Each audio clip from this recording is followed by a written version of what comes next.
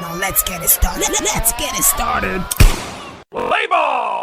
Inter Milan are in the finals of the Champions League. They beat Barcelona at the San Siro 4-3, then 7-6 on aggregate. It was one of the best Champions League semi-finals of all time. I think for me, I'll rate it as the best Champions League semi-final of all time because it had a whole lot of drama, a whole lot of goals in both legs of that game. But finally, Inter scaled through to the finals. I think they deserve to be in the finals for scoring 7 goals in 2 games. Okay, if you look at that game, it was 4-3 and on aggregate. I think that Barcelona tried their best, but Inter did more to go through the final of this Champions League game. You know, they call it the final before the final, the pre-final, or whatever you want to call it. It was a good game for neutrals. Personally, for me, it was a game marked by one mistake, and that one mistake took Barcelona out of the running for the final. So yes, kudos to Inter Milan.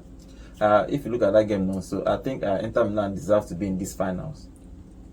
They are the champions. Not that they deserve to be in the finals. They are the champions of the Champions League and the champions of Europe. What is that performance? Top notch, world class, old men separating boys from men. You know, when you put all those guys, say, I'm experience always tell. Even when the experienced one came in, let me give you a gossip now. Even when the experienced one came in, he lost. Lewandowski. He was supposed to be the man leading the line. When he came in the second half, he went MIA. Men put him for cage. Men will sabi how to ball, put him for cage. That's how to call being ready for everything. That's only before the game. No, you saw before the other games, the quarterfinals, the knockout stages. You were hearing remontada, you were hearing noise. There were heavy noises from both teams. Anything you're going into the finals with, anything you're going into a match with, you'll be hearing heavy noise. Barca versus what's it called? I think the last match they played. You were hearing noises from the Dortmund. You were hearing noise from Dortmund. You were hearing noise from Barca on social media. Inter Milan, Bayern Munich. You were hearing the same noise. Arsenal, Real Madrid. Now there the noise finished. But you see this one. It was just 2 quiet teams planning and going into the semi-finals quietly. No noise from anybody. No, we are going to do this. We are going no bragging rights. They just went into the game with their game plan and their health low because they say the higher. The loudest noise now from the biggest fault, and nobody wanted those noise.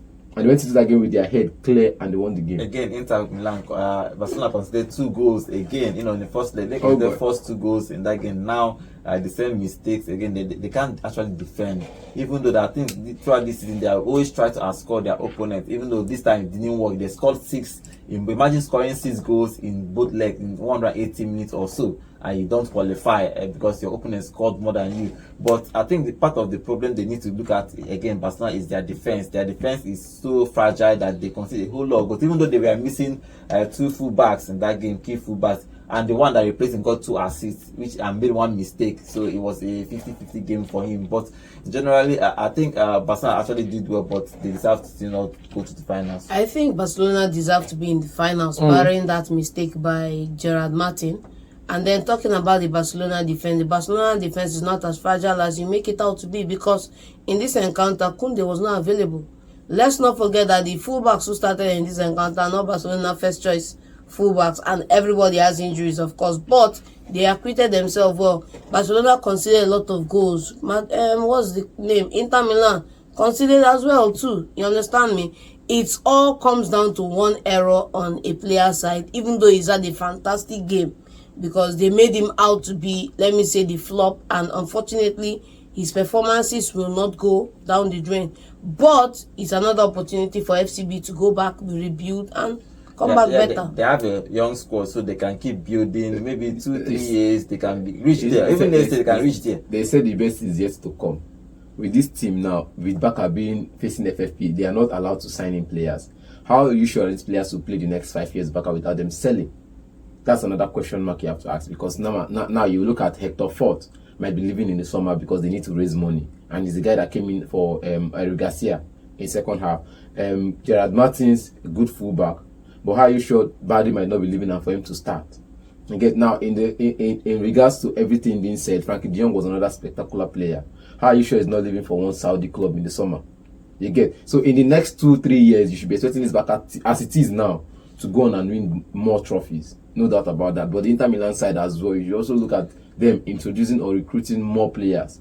Inzaghi has done well since he has been the Inter coach. This is the second final as a coach, Champions League final as a coach. He has done fantastic. He has built this Inter Milan squad bricks by bricks. And if you look at him, the way he set up his team, even though nobody expected him to score 6 goals in 2 legs, but because they know them more about defending more than attacking, but scoring 6 goals against Barcelona, I think Inzaghi did well to set up his team very well.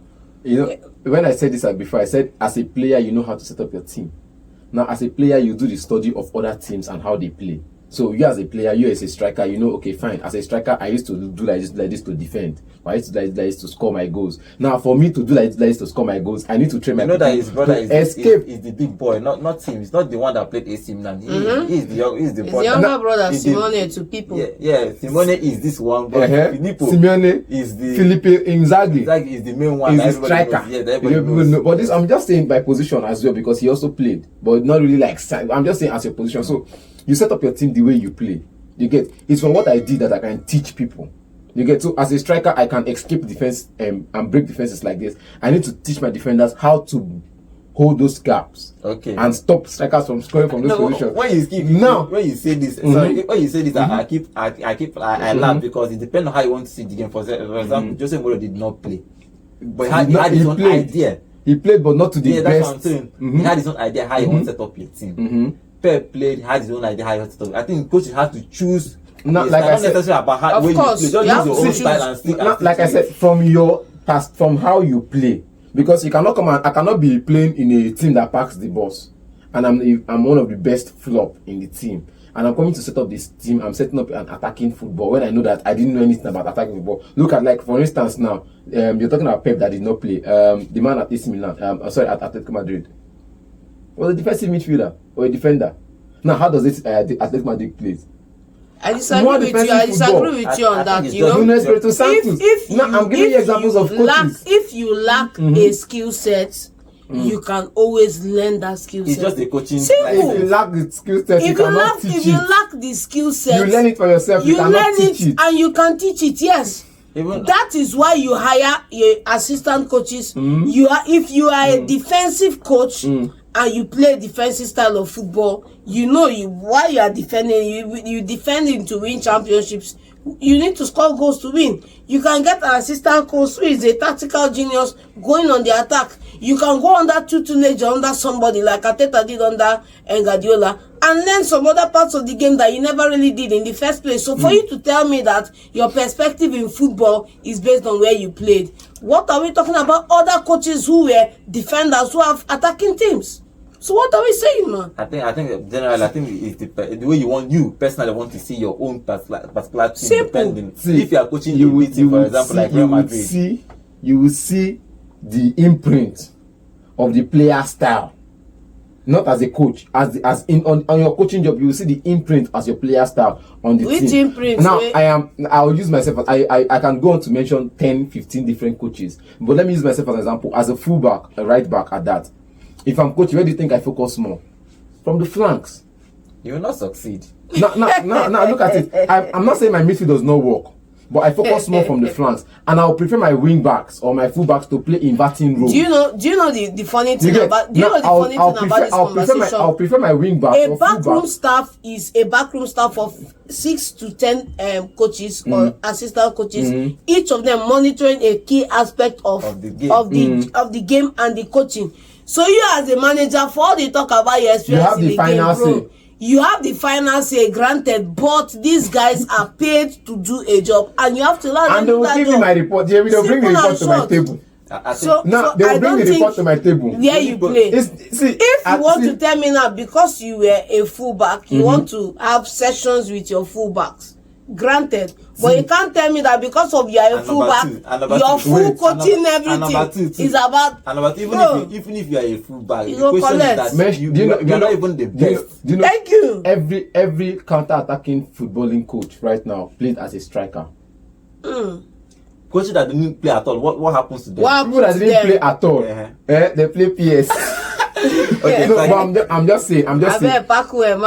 This game, we just talked about me now as a coach, but I'm just saying this game gave us everything you needed to know about Inzaghi. That's just it for me. I think Inzaghi has done well since he has been to Inter. You can debate what you want to have a coach you set up, but I think it's the way you want to see your game. If you want to see it in attack, you want to attack depending on the personnel you have too. I think Alonso did an interview at some point. Xavi Alonso did an interview. He said that when you are at Real Madrid, they had a whole lot of the Bales, the Ronaldo, the Benzema, the Ozil that can run fast in a space. So there is no need for you to play passing around. So it depends on how you adapt. You go direct. Then when he goes back to Spain. You have Silva, have Xavi, you have Iniesta. So the coach have to. That adapt. means if Jose Mourinho, for example, moves from Real Madrid at that time to Spain, he cannot play that style because he's kind of players he has bought. So it depends on how you want to see. But Inzaghi has done well for Hansi Flick. Hansi Flick came out to the press conference said that he doesn't want to talk about the referee that when all the 50-50 referee gave it for Inter Milan, but he has done well with Barcelona. He has the league to chase, but practically I think he has done well for Barcelona this season. No doubt. He has done well. So let's see what he's going to do. He keep building. He's going to be at Barcelona next season. He will keep building with these young boys. Most of them are less than 20, apart from a few players. They are still young score, so he's going to build them. But in this particular game, in this game, there is a whole lot of goals in this game. 4-3 on the night and 7-6 on aggregate. Nobody could have predicted it when that draw was made. Everyone was even expecting maybe Arsenal and PSG to have that kind of scoreline, but this game gave us a whole lot of, especially for neutrals, gave us a whole lot of goals. Let's hope that Inter Milan wins the final if they play well against either PSG or Arsenal when they play today to the final of that Champions League. But in this particular game, Inzaghi's Inter Milan are in the finals of the Champions League.